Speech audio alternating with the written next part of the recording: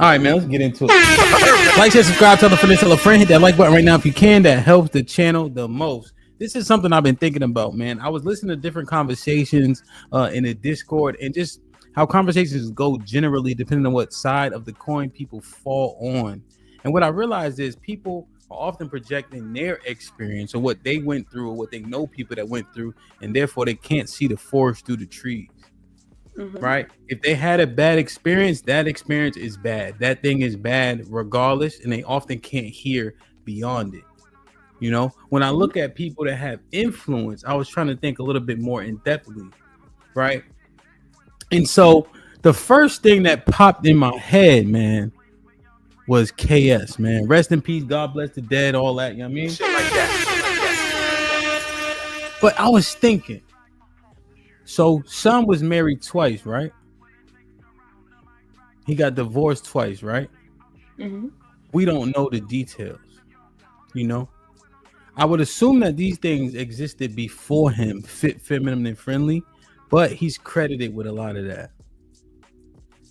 But then when the ladies was saying shit like the woman that he, I think he had a heart attack, right? They said she was voluptuous. Is that true? She was a thickie, yeah.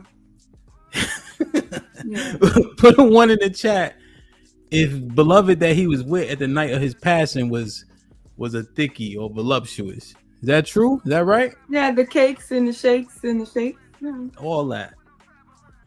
And she was pretty. Yeah, Mr. Fantastic already said niggas don't want that. Mr. Fantastic already told you. Brother. Now I will say, I think the women that they kind of petite, like generally, but regardless though. And so I'm thinking, if you saying fit, feminine, friendly, she should be on the BMI scale, right? Yet she was thick and she wasn't even black, right? If I'm not mistaken. Yeah, she wasn't black. She was Spanish, some type of Spanish, some type of Mexican. So when I think about this and hear it, I'm like, well, what was the agenda then? What was the motive? So if what you promoting is not what you go for, right? But you're saying that should be the goal or the criteria. Is it because you feeling the way? Like, what is the motive? To make people feel bad? Like, what is the actual reasoning behind why people do the things they do?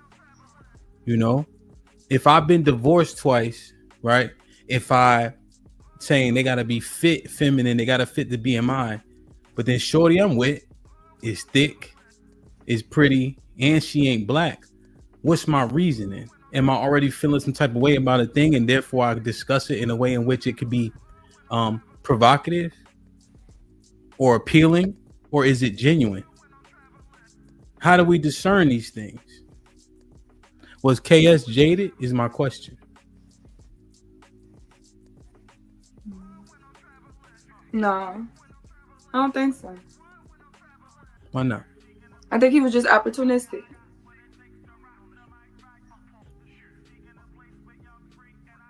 I mean, like, I just think that he was opportunistic. Like, he knew what was like bringing the money in, so I think he fed into those conversations because he could clearly see the issue. You know, coaches don't play, so I can understand. You know, even if he tried to play the game and didn't do well, he got experience from it. So coaches don't play, so he's just observing it. And you know, black women, we could lose some weight. We could be a little friendlier.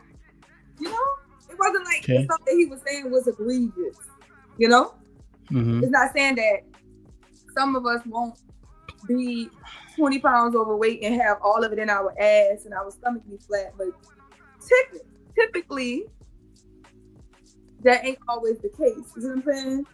So when it's all in the right proportions, yeah, we gonna be the exception to the rule, but he was more about follow the rules instead of everybody trying to be an exception to the rules. Because y'all just fucking it up out there. So I don't think he was jaded.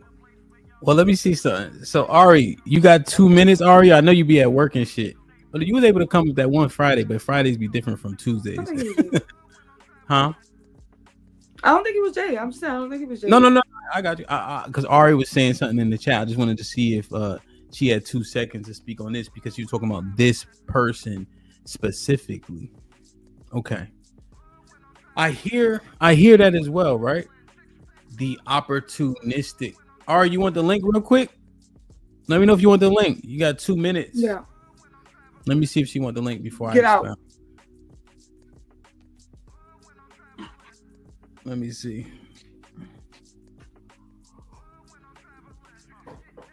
Before I go. Okay. Yo, GA, I could be hating.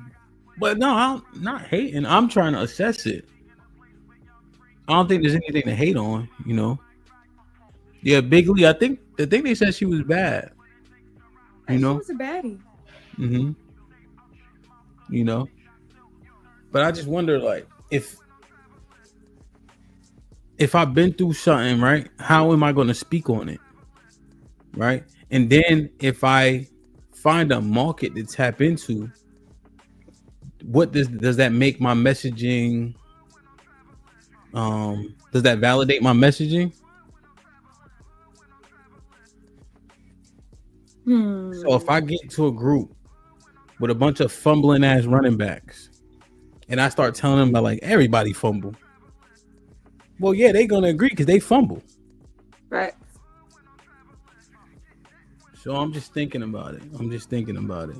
You know, I'm just trying to see if Ari want to hit. I can see if he was like speaking negatively about it, because he was saying like we would smash the thickies. Okay. But he was saying they're not gonna get married. So he wasn't trying to marry the broad. The broad. Okay. So because he wasn't trying to marry her, then like I guess that goes to the mantra of what you would have sex with and what you'll marry are two totally different things. He was just a high value man exercising his options. Okay. So the fit, feminine, and friendly, the fit part was for a woman that he would more likely to marry. Okay.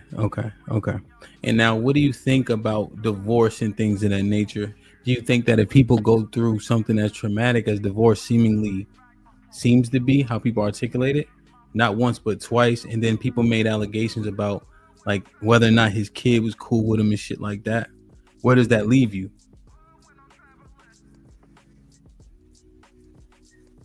Somebody that seemed like he just moved on, right? Because shit happens. So I think that honestly, we actually like the perspectives of people who've been through something, because it's more realistic to understand that, look, I tried a thing, because we all know that successful people have failed plenty of times before they can get things right. And that's more believable. So if a person comes and they're like, oh, I'm perfect, I got it right the first time, I've never got it wrong, I've never faced any type of adversity in my life, I've just been blessed. Like, nobody really wants to follow that, because it's like, what did you go through? I can't relate to that. I have all this adversity in front of me that I'm trying to get through. I need somebody who had this and got through this to teach me something. Yeah, okay. I have a response to that. But let me bring Ari up real quick. I know she only got a few moments. Ari, what's popping? Hey, y'all. Hey, Sherelle. Hey, DJ. How you? Hey there. So, I'm going to speak on it a little bit. And, you know, there's so many Kevin Samuels fans, and I get it. He changed the game in the space as far as his rhetoric about Black women. I'm not going to say that he was just completely wrong, but if you all know where he came from, you probably don't know this, but I was his first online consultation when he first started, when he was building the plane as he was driving it. So I go way back with Kevin. And he was raised in Kojic, Church of God in Christ. I don't know if you guys know about that, but I was too. And I'm telling you, there is a level of, there's a distinction in how people live when they're involved in that religion, or that, you know, in Kojic and Church of God of Christ. It's a little distinction between how they do things.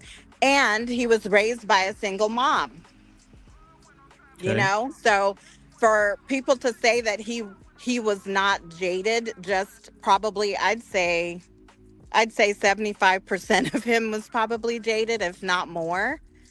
And people probably will not agree with me, especially the men, but just knowing him behind the scenes, we had conversations. Like I said, I was on his first live image consultation, but just speaking to him behind the scenes, yeah. I'm not going to besmirch his name. He's dead and gone, and God rest the dead. But yeah, Yeah, no, I no, would. it's yeah, no. I don't think you are. I think you're just saying like, from what lens are people discussing things? Yeah, and You he know. had this image, he became a certain way. And I get it, because when you don't have success with maybe a certain set of women, then I guess as a man, you just go and find your niche with whomever you can, find comfort with. You know what I'm saying? So he got that image in his mind where he kind of adopted like I said in the chat, it's the European BMI, because black women we don't, we're not like that European BMI stuff. You know what I'm saying? We have curves and hips and all of that. And, me personally, if I lose too much weight, I'm going to look sick.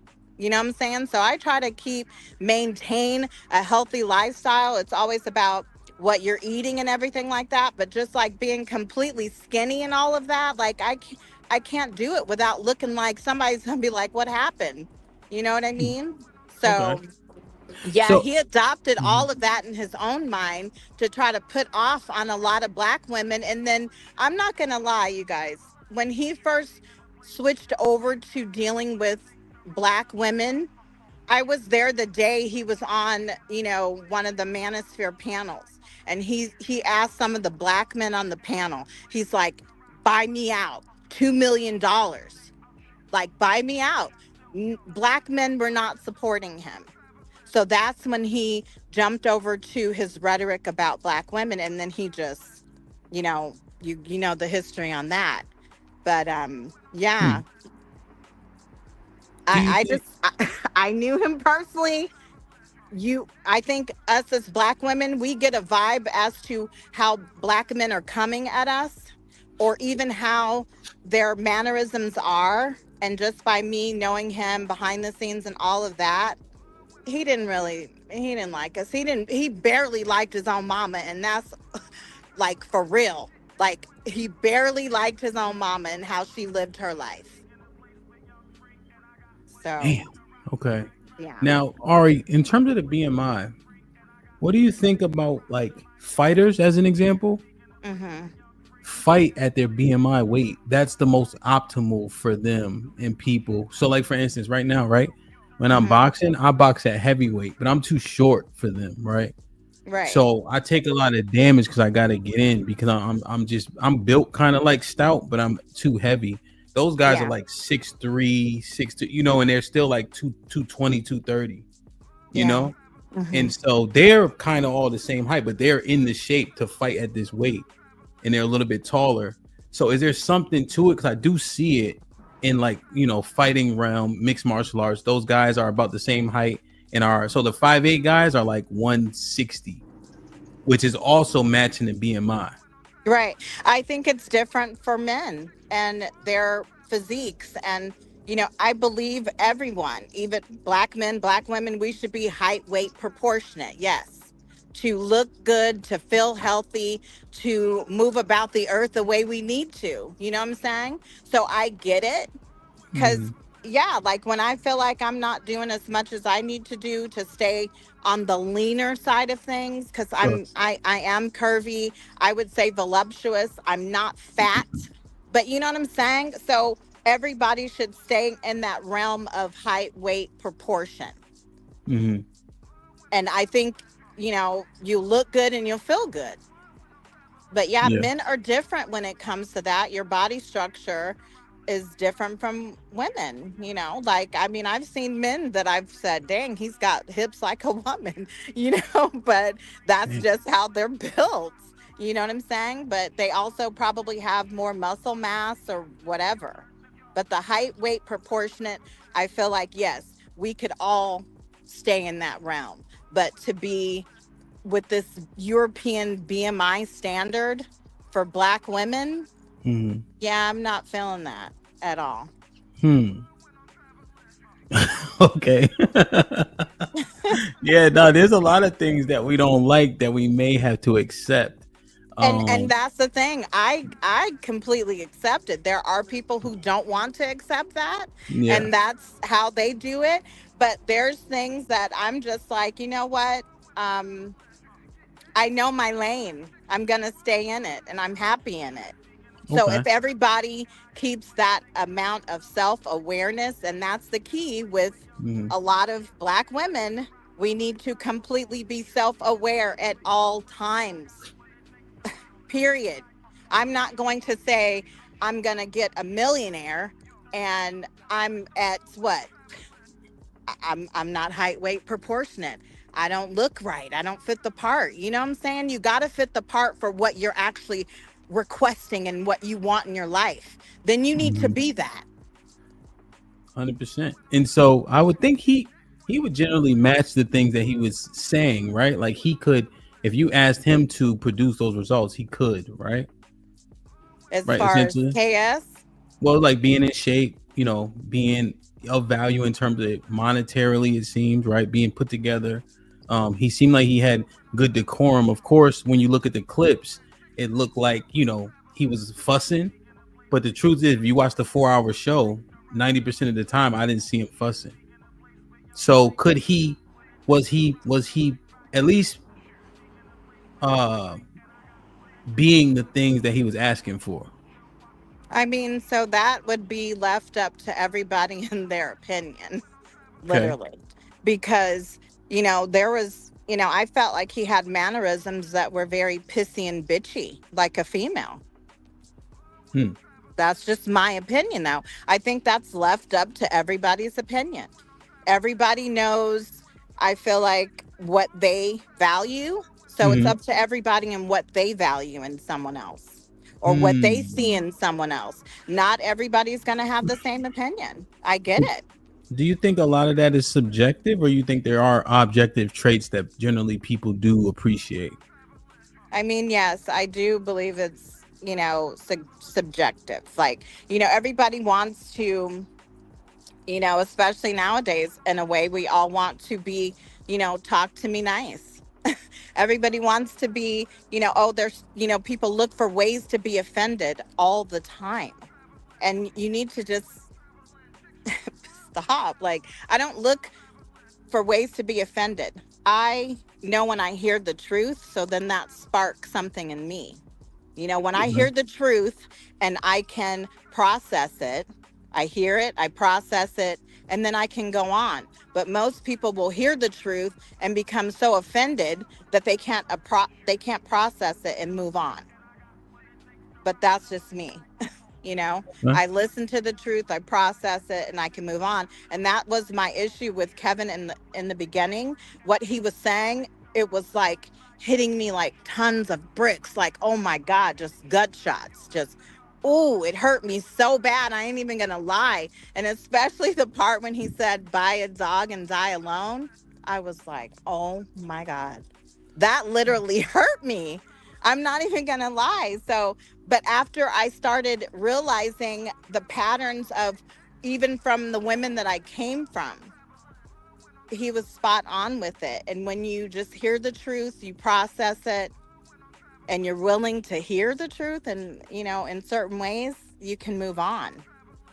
Okay. But people who hold on to that, like the women that hold on to that, then it's gonna keep affecting you. But if you know you're not that, then find a way to be more self-aware, process it, and go on about your life. Okay. So you did agree with, how much of his message did you agree with? Give me a percentage point. I'd say like about 85%, maybe. Okay. So you agree with 85% of it, Yeah. but you think he was jaded based on his personal experiences? Yes, on his personal experiences stemming from how he saw his mom. Okay. Okay. Yeah. So And we from and way we back all, when. as we all have issues like that, and it normally stems from childhood, what we've seen growing up, the patterns and the experiences that we had as children.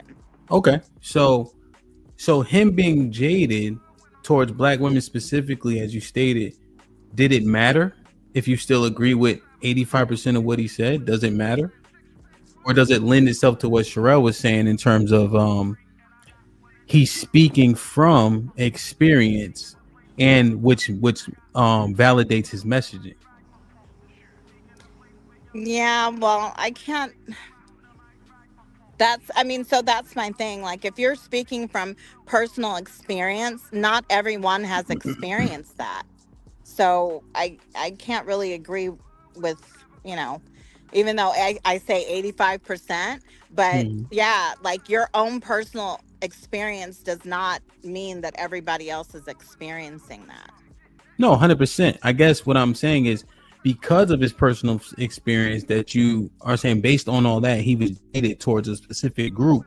However, messaging was valid. Is he jaded, or is that experience and allow him to be almost like clairvoyant in his messaging? Because I would argue that before he started saying it, I didn't hear people saying that shit. Yeah, I heard other people saying it before him, you know, because I've just been in this space for a long time, and he literally picked up a lot of what he was saying from other content creators. And just because he honed in on black women and the way that he spoke about it, he blew up. But men were saying a lot of what he was saying before then. And I guess, you know, it all came together as a lot of men were having the same experiences, and that's why it just blew up the way that it did.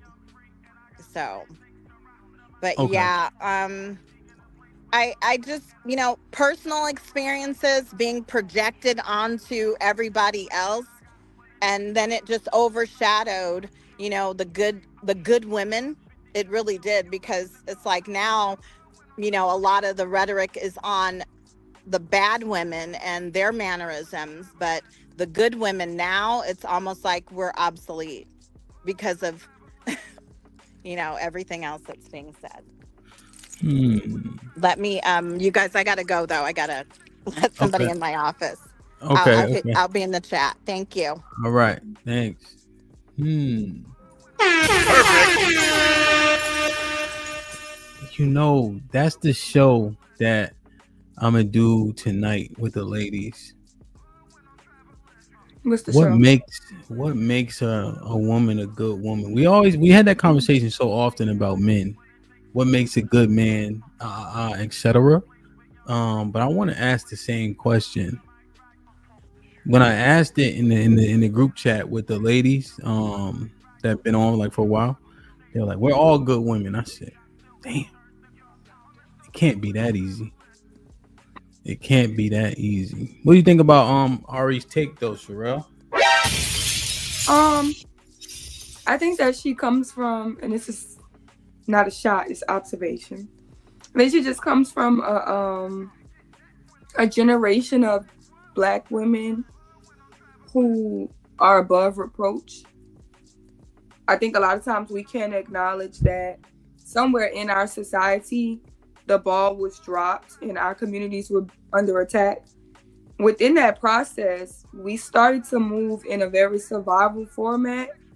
And now we're just in a newer age where correction is coming.